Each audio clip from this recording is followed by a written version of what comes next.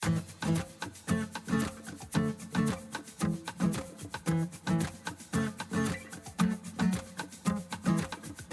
podcast is a quest for well-being, a quest for a meaningful life through the exploration of fundamental truth. Enlightening ideas, insights on physical, mental, and spiritual health. The inspiration is love. The aspiration is to awaken new ways of thinking that can lead us to a new way of being well. Welcome to Body, Mind, and Soul Healing Conversations.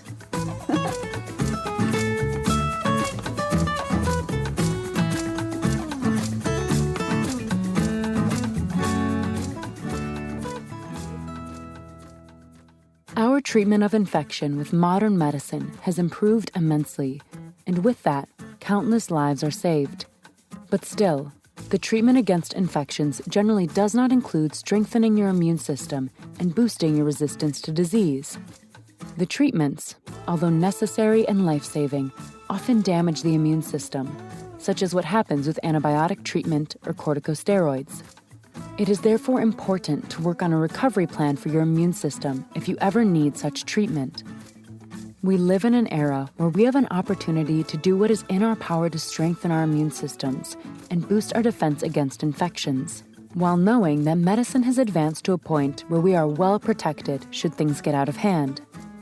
This chance to be proactive and to still have our backs covered is a double bonus that comes with boosting your immune system. Valeria Teles interviews Hester Ladewig, the author of Strengthen Your Immune System and Boost Your Resistance to Disease. Hester Ladewig is a Heilpraktikerin naturopathic doctor, CHNDE, and ethnomedicine practitioner, SA, based in Cape Town, South Africa. She has studied and practiced in South Africa, Germany, and Switzerland, where she practiced with a team of physicians at the Paracelsus Klinik Lustmühle. Hester has presented on a variety of health topics internationally via live talks and webinars. Her work with patients struggling with chronic health disorders in their immune systems has helped hundreds restore their health and lead happier, healthier, and more energized lives. Meet Hester at embracelifewithhester.com. Here is the interview with Hester Ladewig.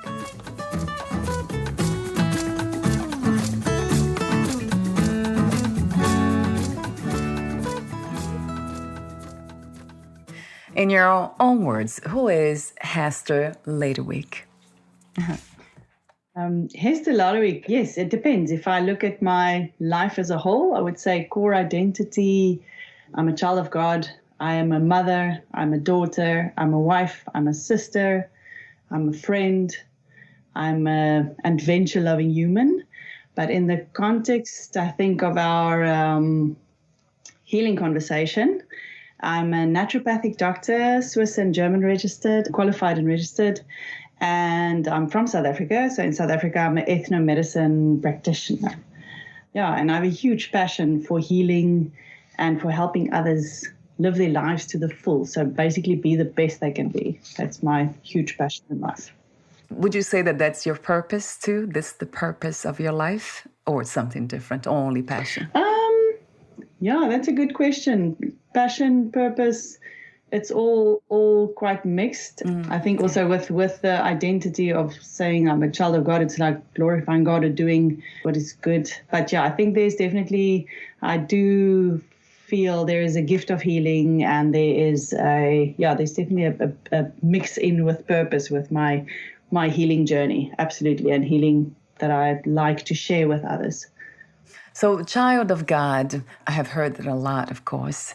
So my question to you is, what, where, and who is God? Well, I believe in God the way the Bible describes God. So for me, God is love. He's the creator. He's the ultimate healer. He's my savior. He's the breath of life.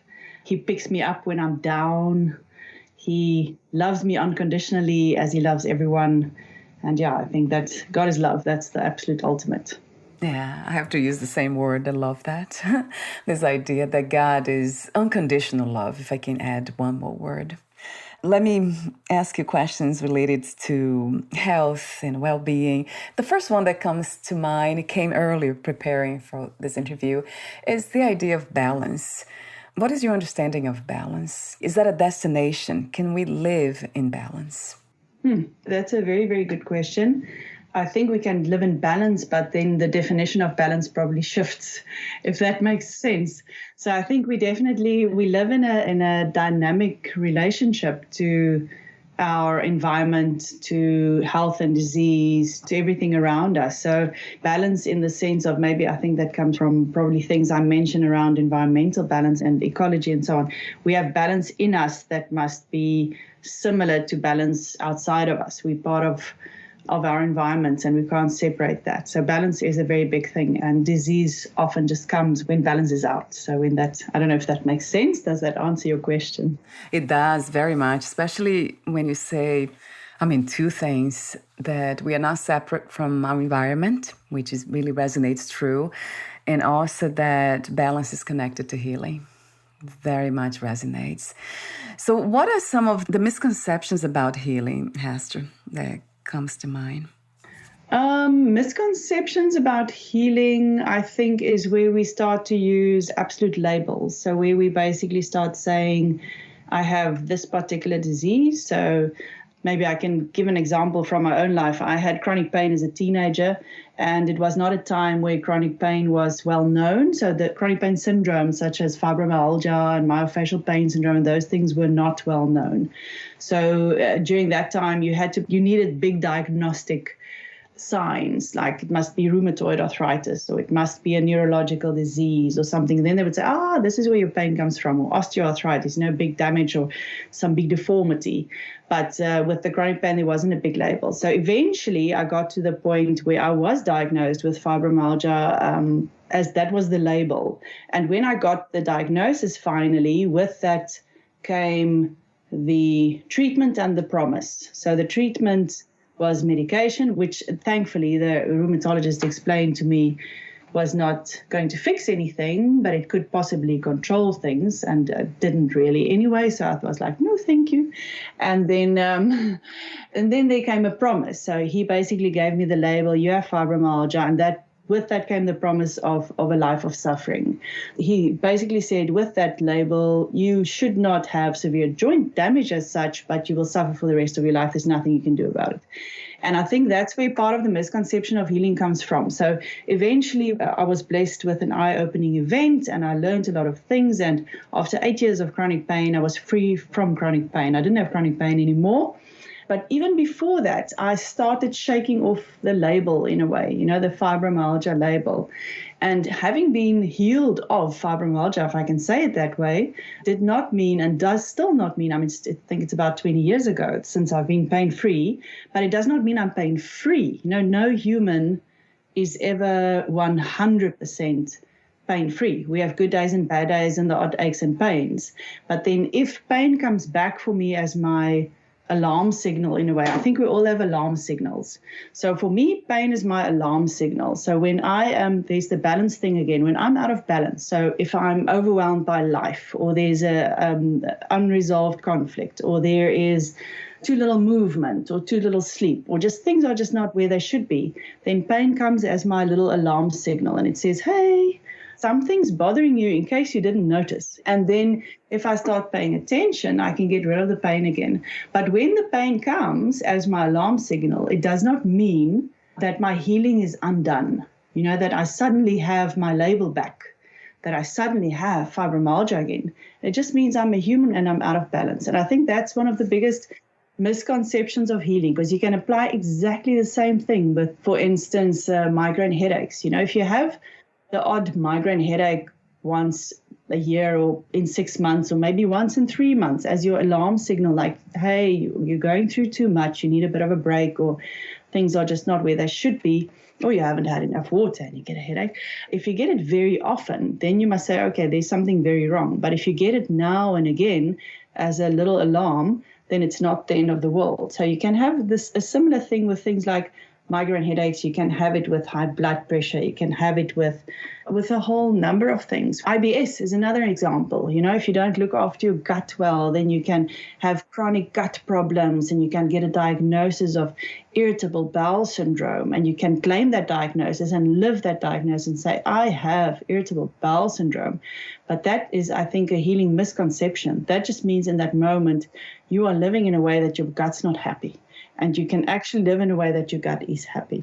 And that can be from diseases that are not so, or things and conditions that are not so serious, up to quite serious things. I've worked with people with, for instance, MS, where they literally live a life MS-free, and they can have a relapse in a short moment because of a number of things, stresses or whatever, that you just jump in and then treat in that moment, they recover completely again. And that's, I think, where we get stuck on labels. We like a label. We want to say, I have this disease and now I am cured of this disease. But we don't see it as a dynamic, balanced thing where we have an alarm signal, things are out of balance, and we can move back into balance. That, I think, is one of the biggest healing misconceptions. Oh, I love your perspective, Hester. It's so true, because that's what life is, the human experience is. It's ongoing, it's constantly changing. So it's true, it's just natural for the body to be out of balance and then go back to balance without judging, without the mind trying to label everything, as you say. It's so true. And that might be because we love the idea of knowledge, right? We wanted to know everything. That's almost like a safety mechanism. Yeah, we feel control. Yeah, we feel like we can do something about it. But sometimes it's not really the case. We don't need to know even. We don't need to have a label to do something about it. What do you love most about being in a human body? Most about being in a human body. I think the fun bits. I love fun. I love nature and I love play. So I love being in the ocean or on the rocks or on a mountain or connecting with other humans and human connection. So human to human connection and fun and play and music, all those experiences, all those essential experiences, fun things, connection with other humans, those type of things. I agree. So you wrote the book, Strengthen Your Immune System and Boost Your Resistance to Disease. How did you become a writer, and what was the main intention of writing your book? Those two questions. Right. I've had a desire to write for quite a long time, mostly from my practicing experience, sharing some of the impossible healing stories and also sharing my own healing story probably. And then I decided finally in 2020, this is the year that I'm going to start writing my first book. And as we all know, the year turned out quite differently than we all expected. And with that, my topic was pinned, basically because I was asked so many times by my patients. I got these messages, just these quick messages. Please tell me, what can I do for my immune system? Or I would do a consultation, and I do quite long consultations because I like to play Sherlock Holmes a bit. I like to find out exactly what's going on. And then at the end of the consultation, often in the last minute or two, my patients would just say, hey, and by the way, what can I do for my immune system? And then I would just breathe in, breathe out, and just think, how do I answer this in 1 minute? Because the immune system is so beautiful and so complex. And I think a lot of people expect an answer like, okay, take this much vitamin C and take that much vitamin D and take zinc in these doses, and there you go. That they kind of expect their little added on supplement list for the immune system. But the immune system, there is so much more to the immune system. And that is how I became a writer, and I started with this book. And I think my intention with this particular book, so with Strengthen Your Immune System and Boost Your Resistance to Disease, is to help people realize that, to help people realize there's so much more to the immune systems than just taking certain supplements or following someone's protocol. It's not a protocol thing. It's so much more complicated. And even though it's complicated, the idea of the book is to empower. So it's a small book. It's a book that is written in a way that it's hard science, but it's easy to read. Yeah. It's not supposed to be overwhelming. It's not supposed to be a textbook. It's supposed to give you an idea of your own immune system, of what you can do in real life to strengthen it, and how your day-to-day habits have an impact on your immune system. So it's supposed to empower and make you feel a little lighter about your fear for infectious disease, and make you feel that, also realize that we've been through so much, been hyper-focusing in the last 2 years on one single virus, and we've been through so much in our lives, all of us. And as a human race, we've been through so much for much, much longer than each of our own lives. And we forget that. And that's also, I hope with the book, I can add a little reminder to say, hey, look, we've been built for this. We deal with it really well. And here are things you can do to deal with it better. And speaking of the immune system, how would you describe what the immune system is and where is it? Well, the foundation of the immune system often is said as to be in the gut, because that's where most of our immune system cells live. Right. So we have a high percentage of immune system cells living in our gut. But to say that that is really where the immune system is kind of narrow-minded thinking. So even in my book, I say it's a foundation of the immune system, because the gut is. It is really a foundation for the immune system, but the immune system is essentially everywhere in the body, because it's layers. So it's firstly your barriers, your skin, your mucous membranes, even the juices that you secrete in your eyes, and all your openings, basically. All those little juices are protective. They are full of not only white blood cells, but chemicals. They are full of microbes that protect you from viruses to bacteria, a whole mix of things that actually acts as part of your immune system to protect you. So from the layers from the outside, you have all the juices on the inside. You have white blood cells, you have antibodies, you have all kinds of little things. And cytokines. Cytokine storm has become a famous word in the last 2 years for those who know it. For those who don't know it, it's just like chemical messengers that fire when you have inflammation in your body, and they are actually part of your immune system. And what is interesting about the cytokines is they also fire when you're afraid. They fire when you are depressed. They fire when you are anxious, and so on. So there's no line where you can say the immune system starts here and the rest of your body goes there. There's even a whole field of study called psychoneuroimmunology. So basically psycho, obviously the psychology side, neuro, your nervous system, and immunology, your immune system, because those three are so strongly interlinked. So for instance, just by breathing in a certain way, you reset your nervous system, and by resetting your nervous system, you directly impact your immune system. Even things like what's called your natural killer cells, when they are really good killers. They are some of your lymphocytes, who are some of your first attackers, or your best attackers against viral disease, and also against cancer cells. So, for instance, the natural killer cells like it if you breathe properly. And and emotions and fear and all those things all impact your immune system. And in a positive way, your support side positively impacts your immune system, connection with others, and emotional support, a life of gratitude, etc. So there's no real place where you can say this is where your immune system lives. I mean, we have all the technical things, like we have the lymph nodes, and we have the bone marrow, and we have like I say, the gut as a foundation. So we can go all technical and textbooky, but essentially it's with the messengers. So with those little cytokines, and the interactions between our body, there's no line where it starts or stops. It's absolutely everywhere. That's very good to know, because that's interesting. We hear a lot about the immune system, and then I remember asking somebody else, 2 other people here, like, where is it? And that was the answer. Yeah, it's everywhere. And it's the body itself, right, Hester, doing its work, like going back to the idea of balance. Because it's very complex, the body, just to think about it. I know nothing about the body itself internally, but because I am in the body, I can feel it, and it's doing so much, but we are not aware of. And then we do feel when we are out of balance.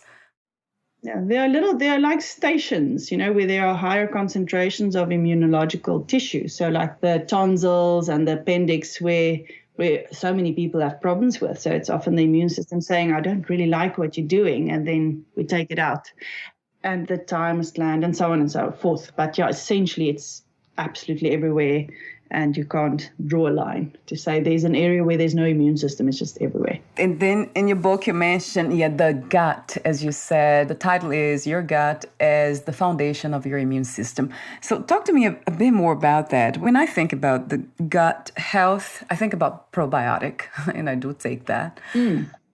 Yeah, so the gut starts with your mouth and literally ends with your anus. So basically, we sometimes forget that. We think of only the colon, or we think of only the stomach, but it goes all the way.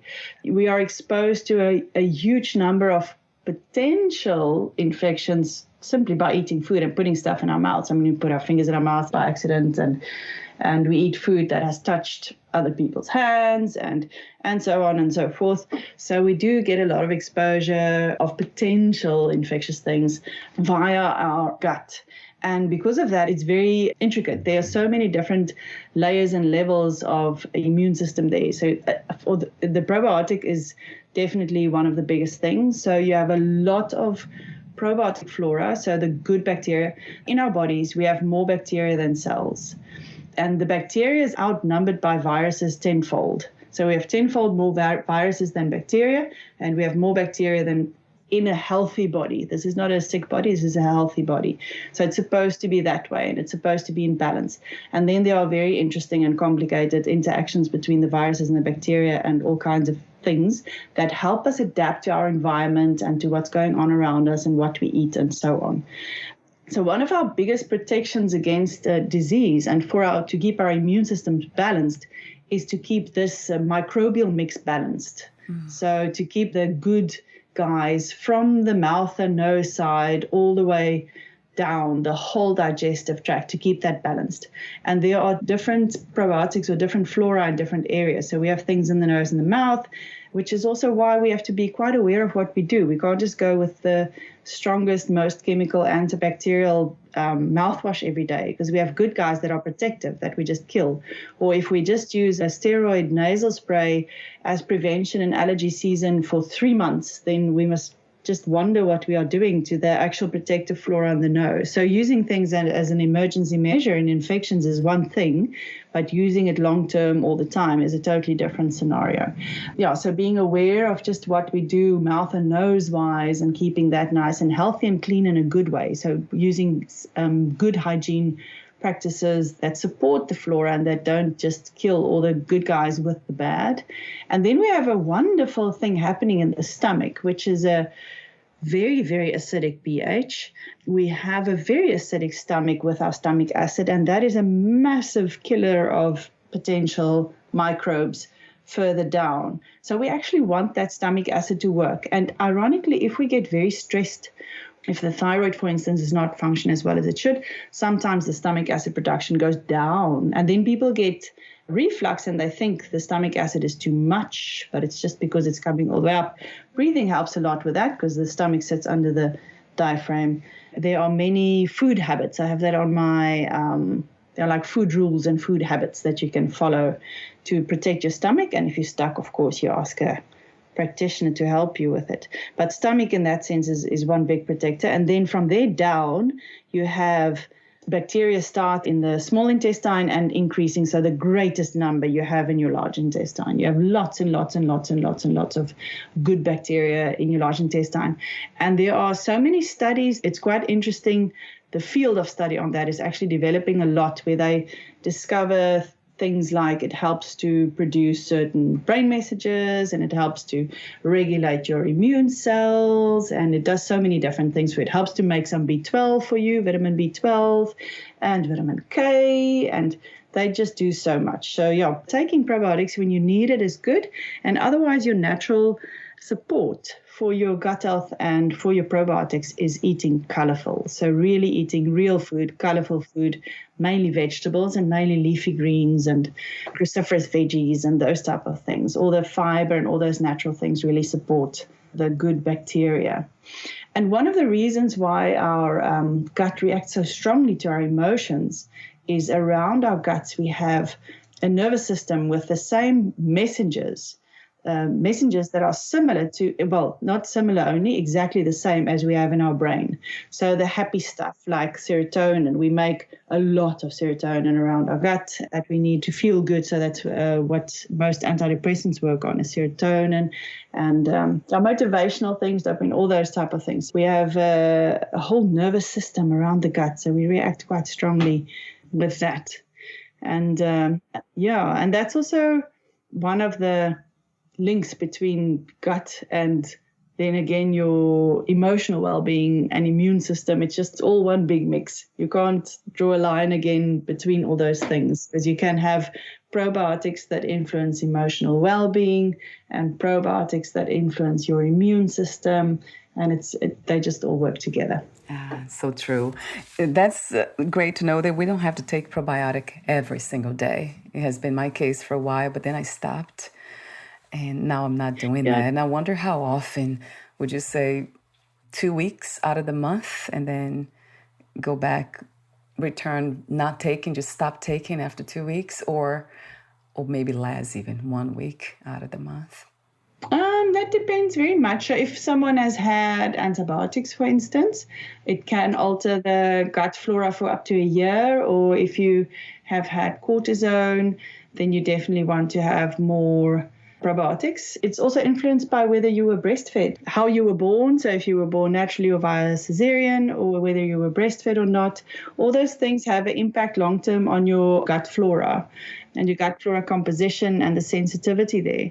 So it depends very much on the individual sensitivity. So if you have a happy gut, maybe I should, if you don't mind me talking about poo, then I can describe a happy gut. Yeah. But basically, if you have a happy gut, then you don't necessarily need probiotics often or all the time, unless you have indications for it, unless you have immune system weakening, or you have taken antibiotics recently, or you were born by cesarean, not breastfed, etc., etc. So there are reasons to take it or not. You want to not be so aware of your gut. That's mostly the best way of knowing you have a happy gut. If you're not bloated, you're not crampy, you're not uncomfortable, you don't have reflux.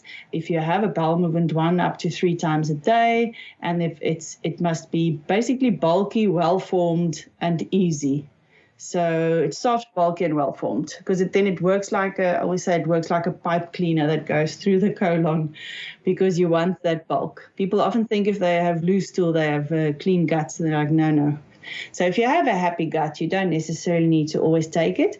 If you want to take it as a routine thing, there's no perfect rule. You could, for instance, do it 1 month on every 3 months, or do it in advance of your cold and flu season. That you can also do it like for a month in advance of the cold and flu season, or an allergy season if you're allergic, and so on and so forth. And then there are also many different probiotics. So it's if you are not sure, it's good to ask someone who knows which one to buy. That's amazing to know that even the way we are born influences the stomach. Yeah, I was born, it was a C-section, so that's cesarean, which it's interesting. I had never heard this before, Hester. This is very new to me. So thank you for sharing the information, not just for myself, but for the listeners too. There's something else that I wanted to talk to you about. Yeah, the indications of infection. What are they? What are the signs? How do we know? Well, with a respiratory infection, the viruses, it mostly starts in the nose. So you can either have like a runny or stuffy nose, or you can notice it with a cough, or you can notice it with a fever or a headache. Sometimes you don't notice it at all. So most of the viruses we're exposed to in our lifetime, we never even notice. We're completely unaware. There's this little secret fight that goes on, and the immune system wins, and we have no idea that anything happened. And the viral infection just becomes part of our life story without us being aware of it. Yeah, so being aware of a early infection, sore throat, or feeling like a thick throat or lymph node swelling or pain, or a runny nose or a stuffy nose, or a sinusitis developing, or itchy ears, and obviously fever too, but fever is usually not your first sign. Well, sometimes in kids it can be the first sign. But yeah, there are many different signs of infection, and it doesn't follow even in the same family. If you have a viral disease that goes through the same family, you don't always see the same things happen in everyone. One kid might get more sore ears, and the next one might have more the tonsils firing, and the next one might have more the chest going tight or coughy. So no, there are definitely many different signs, yeah. Right, because we are all different. So true. So you are also a ethanol medicine practitioner. Did I pronounce that correctly? And that's something else I never heard about. So what is ethanol medicine? Oh, it's very similar to the naturopathy. It's just the South African well, there is a naturopathy registration in South Africa too, but because of my Swiss and German qualification, that's my registration in South Africa. Yeah, but the ethnomedicine, where it does go deeper, is we focus a bit on the South African traditional medicine, so the traditional herbs and things, and the methods of South Africa, so of the traditional medicine here. And to work with you, it's online as well, Hester, or just in person? No, it's online as well, because previously I was in Switzerland and Germany, so I was quite used to, even before 2020, so before a lot of people moved online, I did occasionally anyway do online consulting with international patients. So I'm quite used to working online. And your website, I have it here, I'll have on your podcast profile too. It's embracelifewithhester.com. I love that. I remember reading for the first time, Embrace Life. That just resonated. Yeah. This idea of self-awareness and not resisting life. So I love that, the title of your website and your intention, of course. And let's see. So I do have a few more questions for you, the ending questions. How do you define success these days? What is to be successful to you? Yeah, I think success, that's a very good question. I think it's, again, dynamic definition for me. So it depends on where you're at. So success can depend on what your role is in that moment or that day or that month or that year. So for me, I think that is probably, for me, success. So my day can be successful if I do small things for my kids or big things for my patients. It can vary completely depending on where the needs are and where I think my role is in that day. So I think there's an overlap with success and significance. So to basically do what you need to do. So every day go, okay, what am I supposed to do today? Yeah. And to be led by that, I think in that lies success. Yeah, I love that. Somebody said that we need to be more present to what is present. So it's that advice, which is really profound to me, has been to be in the moment and answering the callings of life, as you said. So true. And let me ask you this one too. What was the hardest lesson to learn about yourself and life as of today? Oh, that's a good question. Hardest lesson about myself. I know that I which is why I'm also thinking, I need to watch my mouth. So I speak before I think. Just be very cautious with words, and that words are powerful and words have a big impact on people's lives because you say them in the moment, but they last much longer. And I think probably that's the hardest lesson, to be really cautious with what you say, which also makes writing a book hard.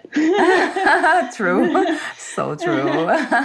No doubt. Yeah. I agree. Yeah, let me ask you this question. If life had one purpose only, what would that be from your perspective? Oh, connection with God, if it had one purpose only. Because God is love and he created us for love. So that's... Yeah, beautifully said. Love him back. Yeah. And what is another word for healing? I just thought of restoration, but I heard that also from someone else. I can't think of one word, but anyway, back to life, back to balance, living life to the full, that kind of thing, but I can't think of a single word.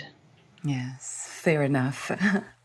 And my last question is, what are 3 things you wish everyone to experience before they lose the body, before they die? Real connection with other humans. So deep and true connection with loved ones, definitely. Adventure in nature and incredible music. Yeah. Going back to the fun.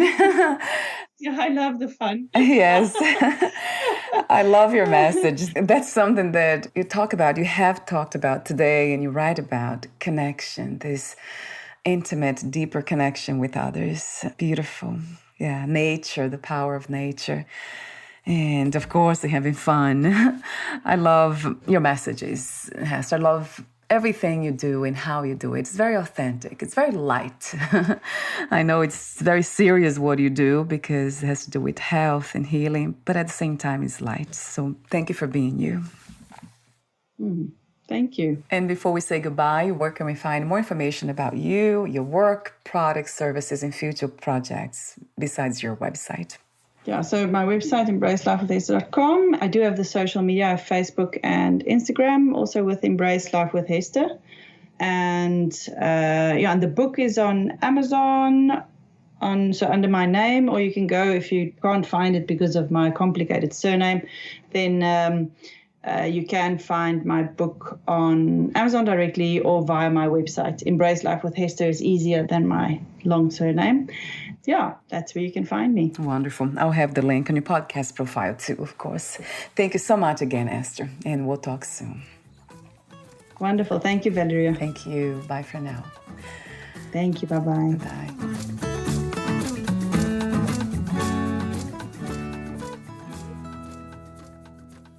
Thank you for listening. To learn more about Hester Ladewig and her work, please visit embracelifewithhester.com.